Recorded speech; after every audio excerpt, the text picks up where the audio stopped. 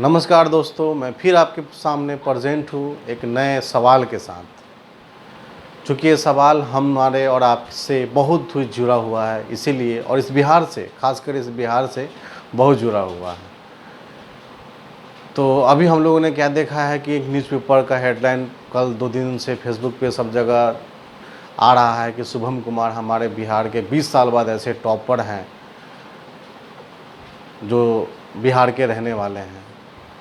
तो मैं कुछ टिप्पणी उनके ऊपर नहीं करूंगा। मैं उनकी सलाम करता हूं, उनके हार्ड वर्किंग को, उनके डेडिकेशन को और उनकी मेहनत को मैं सलाम करता हूं। लेकिन एक सवाल है, जब मैं उनके बायोग्राफी को पढ़ रहा था, जब उनकी छोटी मोटी जो जीवनी अवेलेबल हुई मुझे और जो मैंने उसको पढ़ा, तो मैंने ये देखा कि उन्होंने अपनी 10वीं और 12वीं की परीक्षा यहीं बिहार से प्राप्त की। लेकिन उसके बाद उन्होंने आईआईटी बॉम्बे जाकर के पढ़ाई की, इंजीनियरिंग अपनी कंप्लीट की। मैं बस इतना ही पूछना चाहता हूँ कि आखिर बिहार में ही क्यों उन्होंने आईआईटी और इंजीनियरिंग की तैयारी नहीं की। इसका जवाब हमारे आपके पास बिल्कुल है, क्योंकि बिहार में ऐसा कोई रिनोड कॉलेज यूनिवर्सिटी नहीं है जो सही मायने में इंजीनियरिंग की तरह तैयारी करा सके। और मजबूरन लाखों छात्रों को हर साल 12 करने के बाद दिल्ली, कोटा, कानपुर, ये सब जगह पर जाना पड़ता है अपने तैयारी के लिए। एजुकेशन सिस्टम, मैं क्या बात करूँ एजुकेशन सिस्टम का। बिल्कुल बिहार का एजुकेशन सिस्टम इतना चौपट हो चुका है कि हायर एजुकेशन के लिए यहाँ पर कोई अच्छी यूनिवर्सिटी नहीं है। और उससे जब उन्होंने ये तय किया, शुभम कुमार ने, कि इंजीनियरिंग के 3rd ईयर में जब वो थे, फाइनल ईयर में, तो उन्होंने सोचा कि हमें अब सिविल सेवा में जाना है। तब उन्होंने फिर अपना जो रुख था वो दिल्ली की ओर किया। पटना इतना बड़ा कोचिंग मंडी है, हाजीपुर इतना बड़ा कोचिंग मंडी है, तो फिर आखिर दिल्ली जा कर के तैयारी करने का क्या तुक बनता है? क्योंकि यहाँ नहीं है, यहाँ वो फैसिलिटी नहीं है, यहाँ सब ऐसे टीचर्स नहीं हैं, यहाँ पे ऐसा इंस्टीट्यूट नहीं है जिससे जो यूपीएससी की तैयारी फुलफिल करा सके ऐसे मेधावी छात्रों को। हम लोगों ने तो बहुत सारा क्या बोलते हैं, अप्रिसिएशन बटोर लिया कि बिहार के टॉपर है, बिहार के टॉपर है। लेकिन उस बिहार के टॉपर को बनाने में योगदान मैं समझता हूँ कि दिल्ली और आईआईटी बॉम्बे का है। क्या आप मेरी बात से सहमत हैं? अगर नहीं तो क्यों ना हम प्रयास करें अपने स्तर पर और जागरूक करें लोगों को। इस अंधी बहरी सरकार को कहें, बताएं कि भैया अपने भी बिहार में ऐसा यूनिवर्सिटी कॉलेज शुरू किया जाए, ऐसा कोचिंग इंस्टीट्यूट हो, ऐसा गाइडलाइनर्स लोग बहुत सारे हो जो गाइड करें यूपीएससी की ओर, और यूपीएससी की तैयारी यहीं पे करें, यहीं पे सब कुछ उनको जॉब लगे और बिहार से ही 100% रिजल्ट आए। ऐसा क्यों नहीं होता है?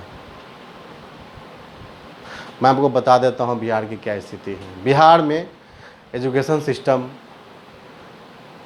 में लिटरेसी रेट 73.83% है, जिसका ये मतलब हुआ साक्षर लोग। साक्षर का मतलब यहाँ होता है जिसको अक्षर का ज्ञान हो जाता है, जिसको अपना नाम लिखने आता है, उसको साक्षर की श्रेणी में रखा गया है। अगर सही मायने में देखें तो 10% भी लोग नहीं हैं बिहार में जो ग्रेजुएटेड हैं। और अच्छे ग्रेजुएशन भी कैसा, जो रियल में ग्रेजुएट होता है वैसे नहीं है। क्योंकि यहाँ तो कॉलेज ग्रेजुएशन में नाम लिखा लेते हैं बच्चे, आर्ट्स में नाम लिखा लेते हैं बच्चे, कॉलेज का मुंह नहीं देखते हैं। कब देखते हैं मुंह? जब वो एग्ज़ाम देने जाते हैं तब कॉलेज के मुंह देखते हैं। तो ना वो एचओडी को पहचानते हैं, ना अपने प्रोफेसर को पहचानते हैं, ना प्रिंसिपल को जानते हैं। ऐसे ऐसे यूनिवर्सिटी, ऐसे ऐसे कॉलेज हैं हमारे हाजीपुर जगहों पर। तो क्या हम लोग शिक्षा का मतलब, हायर एजुकेशन का मतलब क्या हम लोग तारीफ़ करें और क्या बताएं बिहार के बारे में? दोस्तों, हमारे यहाँ आज भी एलिमेंट्री एजुकेशन में जो है कम से कम 2,76,000 टीचर, यानी 1 से 8 में इतने लाख टीचर की ज़रूरत है। अभी तो ऐसे ऐसे स्कूल है जहाँ पर छत गिर जाता है किसी स्कूल का, किसी स्कूल में टॉयलेट नहीं है, किसी स्कूल में बदहाली है, किसी में टीचर नहीं है। बहुत सारा जो है कंडीशन ख़राब है स्कूलों का। जब स्कूल का कंडीशन ख़राब है तो कॉलेज का कंडीशन कैसा होगा? और जब कॉलेज का कंडीशन ऐसा है तो यूनिवर्सिटी कैसा होगा? यूनिवर्सिटी कैसा है तो फिर मेडिकल कॉलेज, इंजीनियरिंग कॉलेज का बात ही छोड़ दीजिए।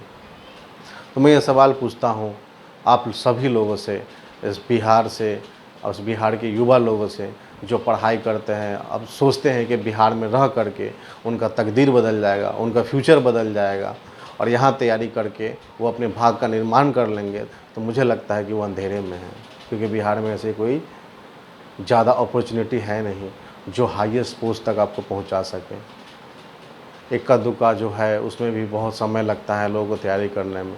हम सुनते आते हैं कि 5 साल से तैयारी कर रहे हैं अभी तक नहीं हुआ, 10 साल से तैयारी कर रहे हैं अभी तक नहीं हुआ।